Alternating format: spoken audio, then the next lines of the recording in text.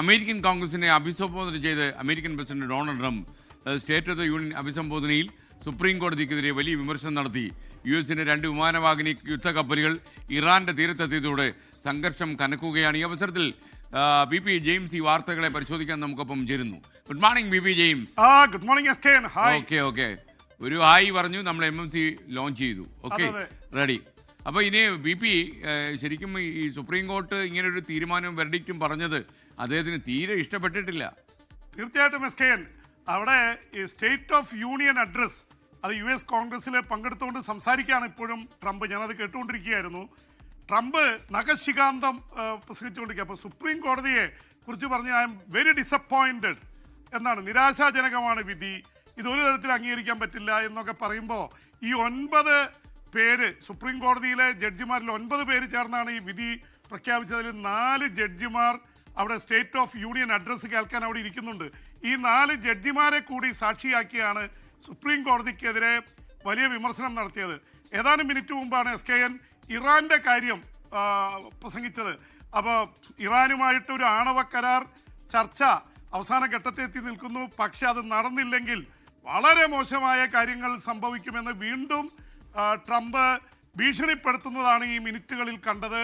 എന്ന് മാത്രമല്ല 2 വിമാനവാഹിനി യുദ്ധക്കപ്പലുകൾ അവിടെ ഇറാന്റെ തീരത്തെത്തിയെന്ന് പറഞ്ഞുകൊണ്ട് തന്നെയാണ് അദ്ദേഹം പ്രസംഗിച്ചത്. കാരണം പ്രത്യേകിച്ച് USS-ന്റെ ജെറാൾഡ് ഫോർഡ് എന്ന ലോകത്തിലെ ഏറ്റവും വലിയ വിമാനവാഹിനി യുദ്ധക്കപ്പൽ മെഡിറ്ററേനിയൻ കടലിൽ നിന്ന് ഇറാന്റെ തീരത്തേക്ക് എത്തിയെന്ന റിപ്പോർട്ടാണ് വരുന്നത്. അപ്പോൾ 2 വിമാനവാഹിനി യുദ്ധക്കപ്പലുകൾ, രണ്ടിലും കൂടി ഏതാണ്ട് 90ഉം 75ഉം, അപ്പം 165 യുദ്ധവിമാനങ്ങൾ, അതിനെ അകമ്പടി സേവിച്ചുകൊണ്ട് 12 യുദ്ധക്കപ്പലുകൾ വേറെ, പിന്നെ 40,000 സൈനികർ 8 US-ന്റെ സേനാ താവളങ്ങളിൽ ഗൾഫ് രാജ്യങ്ങളിൽ, അതുപോലെ ഇസ്രായേലിന്റെ സേന സജ്ജമായിരിക്കുന്നു. ഇറാൻ തിരിച്ചടിക്കാൻ ബാലിസ്റ്റിക് മിസൈലുകളൊക്കെ വിന്യസിച്ചു എന്ന വാർത്ത വരുന്നു. ഇതിനിടയിലാണ് നാളെ നിർണായകമായിട്ടുള്ള യോഗം ജനീവയിൽ നടക്കുന്നത്. US ഇറാൻ ആണവ കരാർ സംബന്ധിച്ച് ആണവ കരാറിലേക്ക് എത്താൻ സാധ്യതയുണ്ട് എന്ന ആശ്വാസ വാർത്ത പറഞ്ഞിരിക്കുന്നത് ഇറാന്റെ വിദേശകാര്യമന്ത്രി അബ്ബാസ് അറഗാച്ചിയാണ്. എന്തായാലും കാര്യങ്ങൾ കൈവിട്ട് പോകുന്ന തരത്തിലേക്ക് സംഘർഷം മൂത്തിട്ടുണ്ട്. പക്ഷെ എന്ത് സംഭവിക്കുന്ന അറിയില്ല.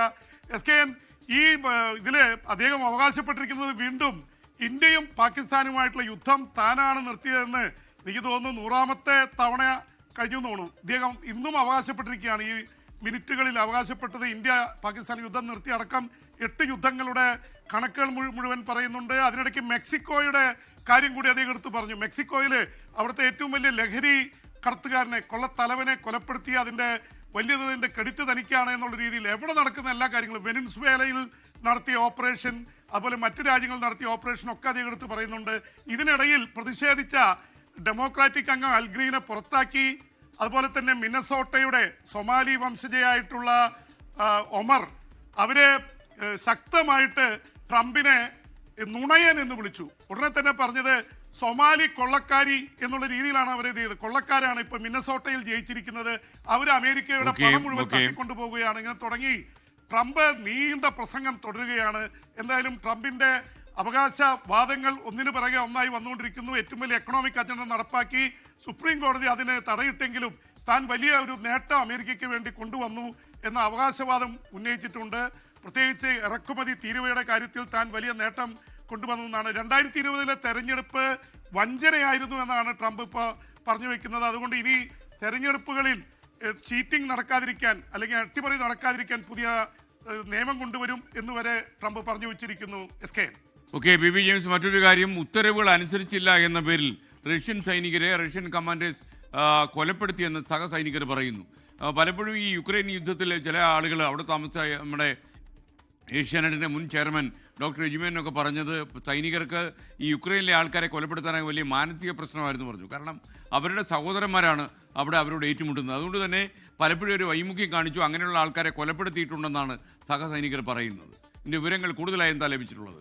SKN, ഒരുപക്ഷെ ഈ യുദ്ധമുഖത്തുനിന്ന് ഈ മണിക്കൂറുകളിൽ വരുന്ന അമ്പരപ്പിക്കുന്ന ഒരു വാർത്തയാണ്. ഒരു എക്സ്ക്ലൂസീവായിട്ട് അന്താരാഷ്ട്ര മാധ്യമങ്ങളിൽ നിറഞ്ഞു തുടങ്ങി. കാരണം റഷ്യയുടെ യുദ്ധരംഗത്തുള്ള സൈനികർ തന്നെ പറഞ്ഞിരിക്കുന്നു, ഞങ്ങളുടെ സഹസൈനികരെ കൊലപ്പെടുത്തുന്നത് നേരിട്ട് കണ്ടു. കാരണം അവരോട് അനാവശ്യമായിട്ടുള്ള ഉത്തരവുകൾ കമാൻഡർമാർ പറയുകയും അത് അനുസരിച്ചില്ല എന്ന പേരിൽ യുദ്ധക്കളത്തിൽ ഞങ്ങളുടെ മുമ്പിലിട്ട് അവരെ വെടിവെച്ച് കൊന്നു.